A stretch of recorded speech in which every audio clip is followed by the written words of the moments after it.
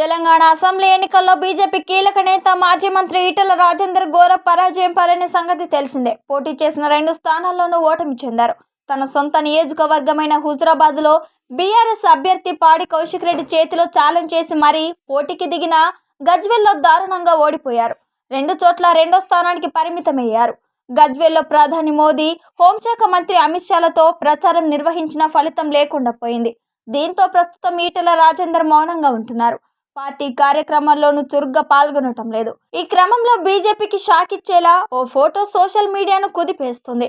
ఇటీవల బీఆర్ఎస్ కు good bye చెప్పి కాంగ్రెస్ లో చేరిన మాజీ మంత్రి పట్నం మహేందర్ రెడ్డి అసెంబ్లీ ఎన్నికలకు ముందు కాంగ్రెస్ లో చేరిన మైనంపల్లి హనుమంతరావుతో కలిసి ప్రైవేట్ సమావేశంలో పాల్గొన్నారు.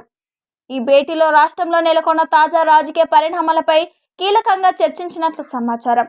ఈ క్రమంలోనే ఈటెల పార్టీని వీడబోతున్నారంటూ వార్తలు విస్తృతమవుతున్నాయి. కాంగ్రెస్ లో చేరిక ఖరారైతే వచ్చే పార్లమెంట్ ఎన్నికల్లో కాంగ్రెస్ తరపున కరీంనగర్ నియోజకవర్గ బరిలో నిలవబోతున్నారని తెలుస్తుంది. ఇక మరోవైపు అసెంబ్లీ ఎన్నికల్లో సత్తా చాటి అధికారంలోకి వచ్చిన కాంగ్రెస్ పార్లమెంట్ ఎన్నికల్లో అదే జోరును కొనసాగించాలని చూస్తున్నారు.